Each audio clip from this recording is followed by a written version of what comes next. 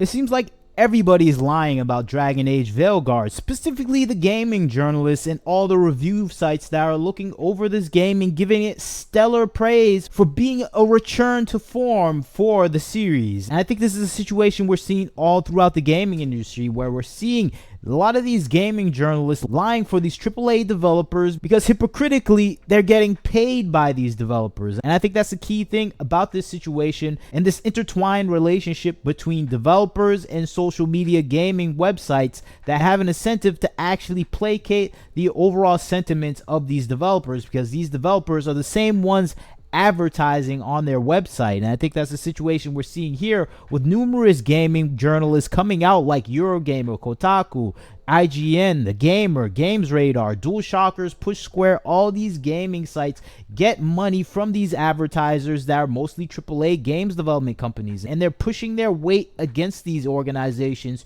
trying to get good reviews for Dragon Age of Veilguard. And you can see here the list of good reviews are endless, but of course the complaints about this game are endless as well. And I think that's the thing that is stumping a lot of people that are hearing the praise from the gaming journalists, but going online and on YouTube and seeing the opposite reaction, where gamers are saying this is an absolutely terrible game and they're having a terrible experience playing it. And I think that's the real divide that we're now seeing in the video gaming industry between actual gamers and streamers that actually play this game in front of an audience, or just play it by themselves, where they're having a real experience, while the gaming journalists may not even play the game, but they're there to just give it a proper rating because the game advertisements that are coming in based on the games that are being released are way too lucrative to give up. And I think that's what we see with Dragon Age and BioWare and EA that actually owns BioWare, where this is a large publicly traded company that is not going to try to lose money on a game. And I think that's what's happening with Dragon Age right now, where it is going to lose an enormous amount of money if this game fails. And I think this game will fail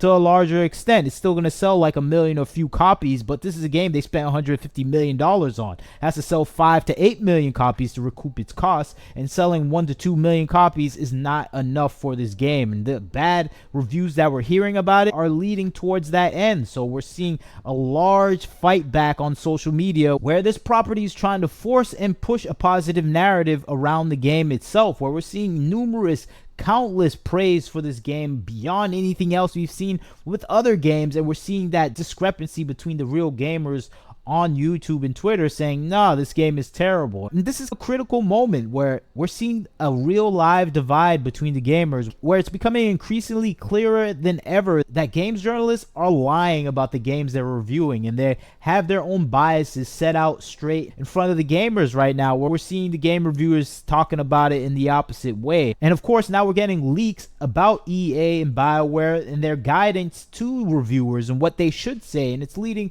to a lot of speculation of what's actually happening behind the scenes in the overall review cycle for this game. Of course, this document may be a fake. It is a 4chan leak, so there's a high probability this is not real, but even though it may not be real, the content is very realistic to what we're seeing with the reviews coming out for this game, where we see the Dragon Age review guidelines are suggesting what words to say, what words not to say, what to not include, what not to discuss. And of course, the things they're mostly focused on is positive feedback around the game. They just want to hear positive notes about the game, and they want to avoid all controversial topics like woke, surgical scars, male to female, transgender characters, racial positivity, DEI influences. These are the things they want to skip out on from the journalists actually talking about, even though this game is heavily focused on these elements. So it has this overall directive to change the attention of the game and bring positivity towards the game. And this is according to the leak. It may or may not be real, but what we see from the reviews itself suggests that this is a real thing. You can just look at their suggestion of what words to use. They say use the phrase return to form at BioWare. Use the phrase return to form frequently in your overall review of the game. And of course,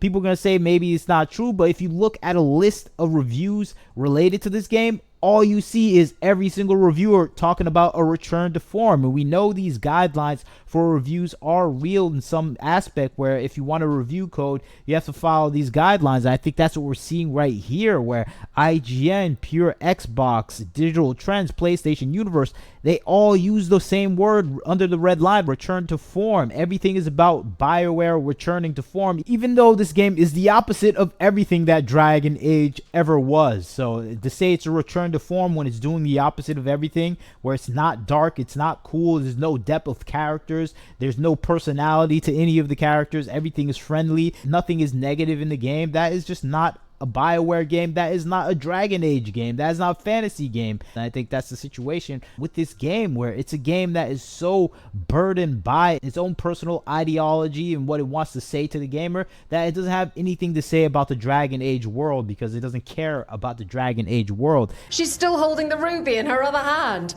Maker's panties. I was so proud. They're still holding it. Sorry. Oh, Tash isn't the first non-binary member of the Lords.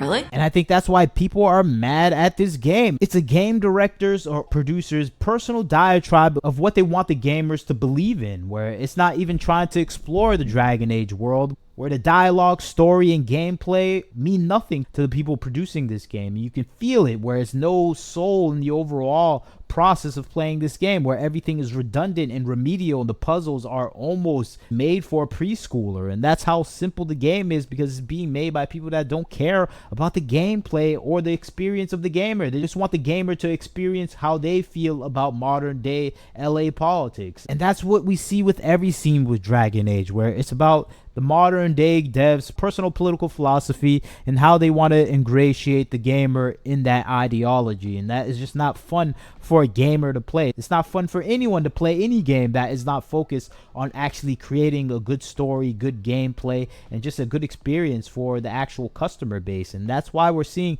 a massive push online by these developers, by these consultants, to actually have a positive word of mouth around this game, because everything else around this game is negative. Nobody likes the gameplay. Nobody likes the overall character story development. No one likes the design of the characters themselves, where we're seeing massive complaints about a lot of the characters that have devolved into looking nothing like their counterparts from previous iterations. Nothing is the same in this game, and I think that's the saddest part, where it's just not a Dragon Age game. Everything looks completely different, and it doesn't feel like the original Dragon Age games that we played beforehand. Even some of the worst ones, like Inquisition, where it still felt like it had some elements of a Dragon Age game, where someone was trying to tell a story in the Dragon Age universe. Even though it was poorly handled, they still tried to make a Dragon Age game, and this is just not it. This is someone's personal political philosophy trying to be played out in a game, and it's done in a very reckless and uninteresting fashion. And I think that's the result that we're seeing with the overall reaction to game players, where everyone's downvoting this game, down liking it. No one likes what they're seeing.